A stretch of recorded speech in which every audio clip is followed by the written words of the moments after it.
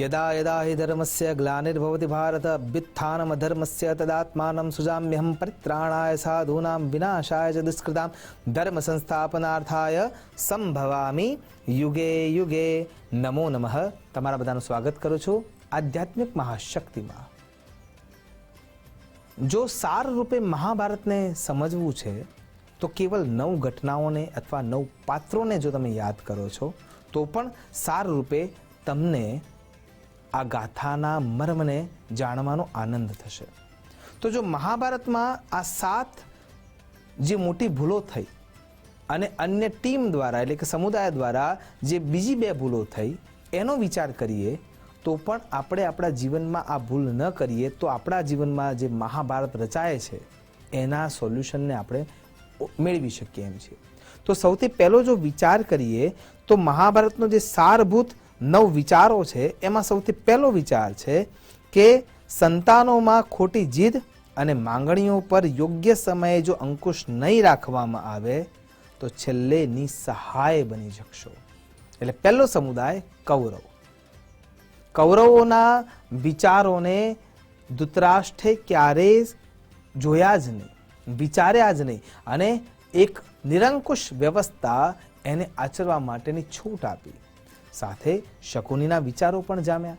એ શકુનીના વિચારોને ધૃતરાષ્ટ્રે સ્વહર્ષ સ્વીકારી લીધા અને જ્યારે તમે વિચારોને એ સાચા છે કે ખોટા એ વિચાર્યા વિના બાળકોના વિકાસ સમયે નિરંકુશતા, વિચારવિહીનતા અને લક્ષ્યવિહીનતા અને એમના મનના અંદર ઉત્પન્ન થતા તમામ વિચારોને કેવળ હકારમાં સમર્થન આપી દેવું એ સૌથી મોટી ભૂલ માતા પિતાની જોવા મળશે।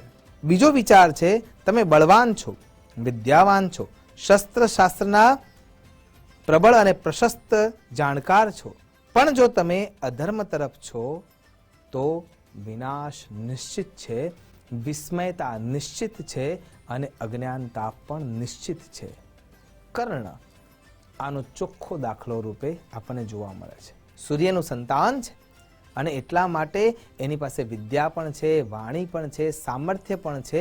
એટલે કે જ્યારે તમારી પાસે તમામ પ્રકારની શક્તિઓ છે પણ છતાંય જો તમે અધર્મનો સાથ આપી રહ્યા છો, વારે વારે તમે અધર્મને આચરી રહ્યા છો, તમને એ ખબર છે કે તમે ખોટા રસ્તે જઈ રહ્યા છો, પણ છતાંય કોઈક ટૂંકા લાભને લેવા માટે થઈને, પદ અને પ્રતિષ્ઠાને પ્રાપ્ત કરવા માટે થઈને જો તમે એમાં હાકારો ભરી રહ્યા છો તો સમજો કે કર્ણના જેવી દશા થવાની છે જ। અને એટલા માટે આ બીજો અપરાધ અહીંયા જોવા મળે છે કે જેના કારણે થઈને તમામ સુખ સુવિધા, તમામ શક્તિ હોવા છતાં પણ જે નિસહાય બની જાય છે અને જેનો નાશ થાય છે એ કર્ણ છે।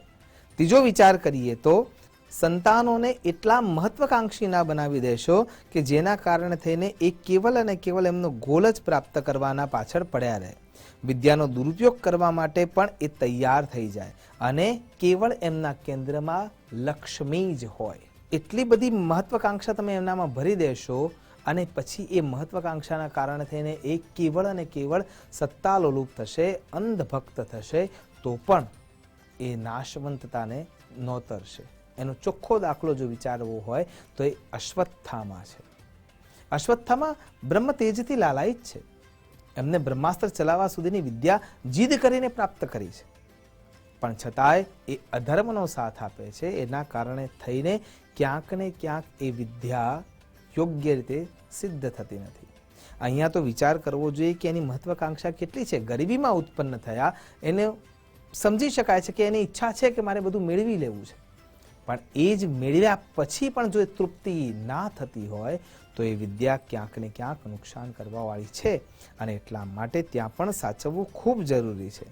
ચોથું જે કારણ છે, એવી કોઈ પ્રતિજ્ઞા ન કરો કે જેના કારણે થઈને તમારે અધર્મનો સાથ આપવો પડે। જો દાખલો લઈએ તો એ છે ભીષ્મ પિતામહ। ગંગાજીના જે સંતાન છે, જેના અંદર કેવળ અને કેવળ પવિત્રતા જ વ્યાપ્ત રહી છે, જેને આજીવન બ્રહ્મચર્યનું પાલન કર્યું છે, જેને ઈચ્છા મૃત્યુનું વરદાન છે, છતાં પણ આટલું વિરાટ સામર્થ્ય હોવાના કારણે પણ એમને એ પ્રતિજ્ઞાના કારણે થઈને અધર્મનો સાથ આપવો પડ્યો છે। પળ પળ એ માણસ કોતરાઈ રહ્યો છે, કપાઈ રહ્યો છે, દુઃખી થઈ રહ્યો છે, કેવળ એક પ્રતિજ્ઞાના કારણે થઈ.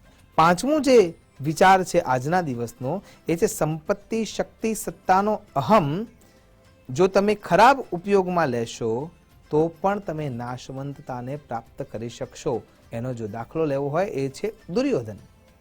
દુર્યોધન પાસે પણ શક્તિ છે, વિદ્યા પણ છે, કેમ કે ગુરુ દ્રોણે એમને પ્રખર વિદ્યા આપી છે, શાસ્ત્રની સમજ પણ આપી છે. બલદાઉ મહારાજે એમને ગદાયુદ્ધ શીખવ્યું છે. તો જ્ઞાનવંત પણ છે, વિચારવંત પણ છે, પણ કેન્દ્રમાં શું છે? એનાથી આગળ જે છઠ્ઠો વિચાર છે એ જો વિચાર કરીએ તો સ્વાર્થાંધ, વિદ્યાંત, મદાંધ, મોહાંધ અને જે કામાંધ છે એ જે ષડરીપુઓથી ગ્રસિત છે એ વ્યક્તિ જે આંખે સતત વિકલાંગતાને અનુભૂત કરી રહ્યો છે, એના હાથમાં જે આંખો હોવા છતાંય જો આ મદાંધતા હોય, કામાંધતામાં વ્યાપ્ત રહેતો હોય તો એને સત્તા આપવી ન જોઈએ. દાખલો છે ધૃતરાષ્ટ્ર. જો કે એ તો જન્મથી અંધ હતા, પણ આંખો હોવા છતાંય, સંપૂર્ણ યોગ્ય શરીર હોવા છતાંય જો ષડરીપુઓથી અંધિત થયેલો વ્યક્તિ હોય તો એને પણ સત્તાના સ્થાને બેસાડી ન શકાય. અને આજે પણ આપણે જે યુદ્ધો ચાલી રહ્યા છે એમાં પણ ક્યાંક ને ક્યાંક લોભાંધતા અને સત્તા અંધતા જોવા મળે છે.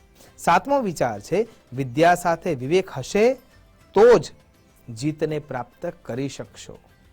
અને અહીંયા જ્યારે દાખલો મળે છે ત્યાં અર્જુન છે. વિદ્યા સાથે વિવેક હોવી જરૂરી છે. નારાયણી સેના માગવા માટે જ્યારે દુર્યોધન આવ્યા, પણ પહેલો પ્રસ્તાવ જ્યારે કૃષ્ણએ કહ્યું કે મેં અર્જુનને જોયા છે એટલે પહેલો એનો પ્રસ્તાવ હું સ્વીકાર કરીશ, તો એમને વિદ્યા હતી, વિવેક હતો, વિનયતા હતી અને વિશ્વાસ હતો, એટલા માટે કૃષ્ણને માગી લીધા, નારાયણી સેનાને નહીં. સંખ્યાથી જીતાતું નથી, જીત થાય છે યોગ્ય કર્મથી. અને એટલા માટે અર્જુનને જો જીત મળી એના પાછળનું એક કારણ જો કોઈ હોય તો એ છે વિદ્યા દદાતિ વિનયમ. એ વિનય સાથે નિર્ણયો લઈ રહ્યા છે, એટલા માટે એ જીવનના આ પડાવને સુયોગ્ય રીતે પાર કરી શકે છે. આઠમો જે વિચાર છે છળ કપટથી બધે જ વિજેતા ન થઈ શકાય. શકુની. દરેક જગ્યાએ જો છળ કપટ કરવા જશો તો ક્યાંક ને ક્યાંક તમે ફસાવાના છો જ. હા, છળ કપટ થોડા સમય માટે લાભ આપી શકે છે, પણ એ લાભ લાંબો સમય સુધી ચાલતો નથી. અને જે નવમો વિચાર છે એ વિચાર છે નીતિ, ધર્મ અને કર્મને નિભાવશો તો આ દુનિયાની મહાસત્તા પણ તમને હરાવવા માટે સમર્થ નથી. અને એનો જો દાખલો લઈએ તો એ છે યુધિષ્ઠિર મહારાજ. યુધિષ્ઠિર મહારાજ કેવલ ધર્મના પક્ષમાં હતા. બાણ વિદ્યા માટે એટલા શક્તિવંત નહોતા, ભાલા યુદ્ધમાં એ પ્રબળ હતા, પણ અન્ય જે પાંડવો હતા એની સાપેક્ષમાં એમની પાસે એક જ શક્તિ સૌથી વધારે હતી, ધર્મની શક્તિ. અને જ્યારે ધર્મની શક્તિ સૌથી વધારે જેને આચરિત કરી છે, એટલે કે ધર્મનું જીવન પર્યંત પાલન કર્યું છે, એને આ વિશ્વમાં કોઈ એવું વ્યક્તિ નથી જે એને હરાવી શકે. એટલા માટે ધર્મમ રક્ષતિ રક્ષિતઃ. ધર્મનું રક્ષણ કરો, ધર્મ તમારું રક્ષણ કરશે.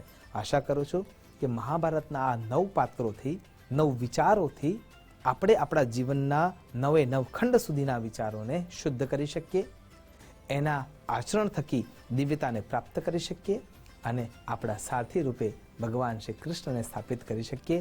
એ જ અભ્યર્થના સાથે નમસ્કાર. અસ્તુ સદા. શિવોહમ. નમો નમઃ.